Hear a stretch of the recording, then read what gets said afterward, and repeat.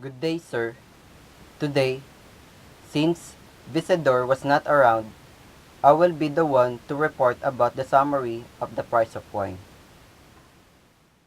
The story starts when Chengte, famous emperor of the Ming dynasty, decided to leave his palace to find out the actual condition of his state.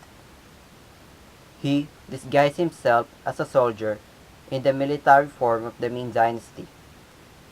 As he was traveling, he then found himself in Lilong Inn in the town of the Plum Dragon. Since he was very lonesome that night, he called for the innkeeper. Cheng Te was easily captivated by the innkeeper's beauty. He then asked for her name.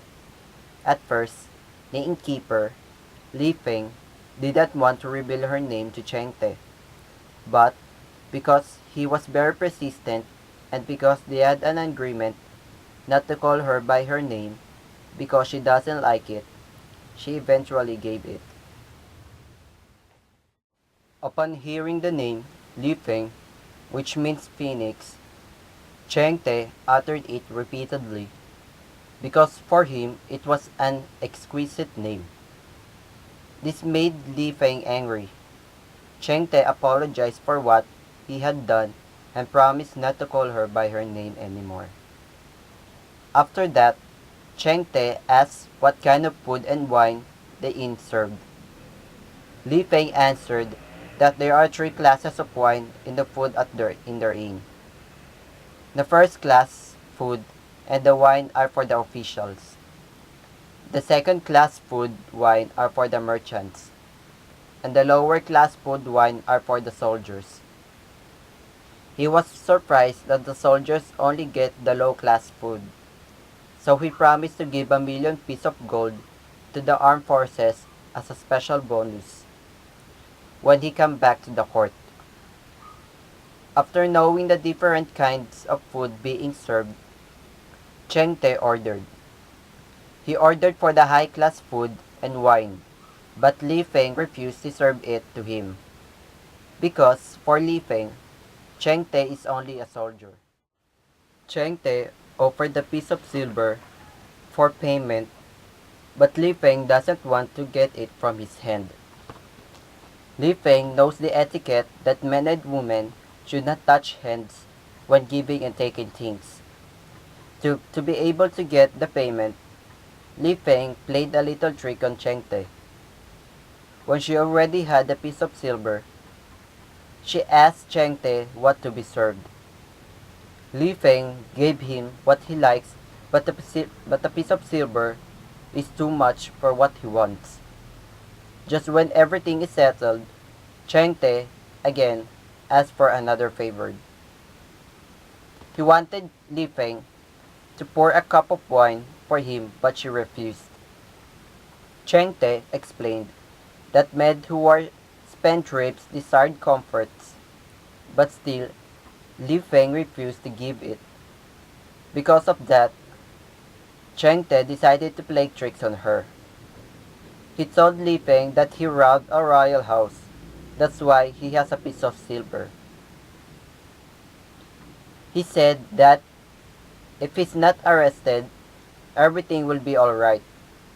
But if he is, Li Feng and her brother will be involved in the crime. To be able to avoid this, she then decided to talk over with Cheng Te. But as always, the conversation between Cheng Te and Li Feng ends up with an argument. On the second scene, Li Feng decided to run away and escape into her bedroom because she was scared of Cheng Te. Cheng Te begged Li Feng to open the door, but she said she would open it until her brother comes back. Cheng Te played a trick on her. He said that her brother was there, but when she opened the door, she realized that her brother wasn't there. Upon knowing that she was being tricked, she talked and cursed the soldier knowing that he was the emperor. When the emperor reveals her true identity, Li Feng did not believe at first, but when he, sh- he showed some proofs that he is emperor, she kneeled and showed respect, and without even a single hesitation, he asked the emperor to grant her the title of the lady in the court. At first, he refused, but eventually, he then proclaimed Li Feng as the lady of the sixth court of the third palace. That's the end of the summary of the price of wine. Good morning, sir. I'm going to report about the setting of the story. The setting of the story is in the restaurant, probably the Little Inn. The characters are Emperor Chengte, soldier, and Li Feng, the wine girl. Chengte, a tall, handsome, and a man concerned with his taste, that he chose to disguise as a soldier to observe the condition of his countrymen. You also notice that the soldier is ill-fated and so promised that when he come back to the court, he also noticed that soldiers are ill-treated and so he promised that when he come back to the court, he would give a million pieces of gold to the soldier as a bonus. In the first part of the scene, he said that also, it will give me a chance to see for myself the famous beauty spots of my kingdom, to test himself on how to deal with people outside his kingdom without them knowing that he is an emperor. Li Feng, the wine girl, described as a pretty young girl, charming and lively. She is mindful in etiquette. One example of this is when Shengte touch her hand. They violate their tradition. She is conservative and a decent girl, but easy to believe and a chick of the emperor. Good day, sir. Today, I will report to you about my poem entitled The Bedraggled Ostrich. But first, I will report to you some of the information about the poet. He is Kotaro Takamura, born on March 13, 1883, and died at April 2, 1956. He was a Japanese poet and sculptor. Kotaro was the son of the Takamura Koun, a renowned Japanese sculptor. He graduated from the Tokyo School of Fine Arts in 1902, where he studied sculpture. He studied in New York in 1906, London in 1907, in Paris in 1908, returning to Japan in 1909, and lived there for the rest of his life. His sculptural work shows strong influence both from Western work, especially Auguste Rodin, whom he idolized, and from the Japanese traditions. He is also famous for his poems, and especially for his 1941 collection Chikohosho, literary means selection of Chico, in English titled Chico's Sky, after one of the poems therein. A collection of poems about his wife Chico Takamura, who died in 1938. I will report to you the analysis of the bedraggled ostrich. Bedraggled ostrich is in free verse. It displays some elements of form. Most free verse, for example, self-evidently continues to observe a convention of the poetic line in some sense, at least in written representations, though retaining a potential degree of linkage, however nebulous, with more traditional forms.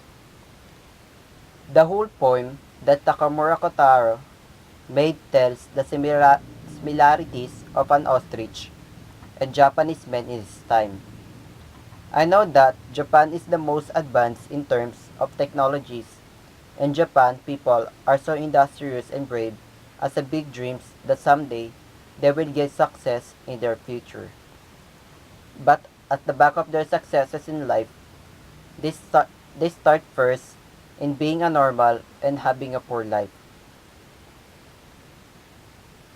Takamura Kotaro, maybe, visiting a zoo that time, and he see no shelter, suffering in the cold weather, and snowfall drops in its feathers and get bedraggled ostrich. But Takamura see the ostrich, looking only into the distance, feels like the ostrich stays strong and waiting for help that it will survive. Takamura realized that even the ostrich think and dream that someday, after those hard works and trials come in its life, it will soon arise and fight until it reach its successes in life. That's what Japanese people similar in what Takamura saw to the ostrich in the zoo. That's all. Thank you, sir.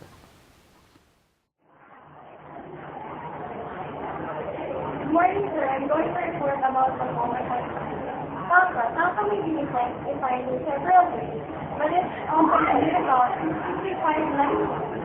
There are some the Japanese Tanka is resident of Waka, continues to attack poets around the world. Typically, the Tanka is written about water and although at times to read so fast, the first quote illustrates the living state of people who get to the top. But once people get there, they realize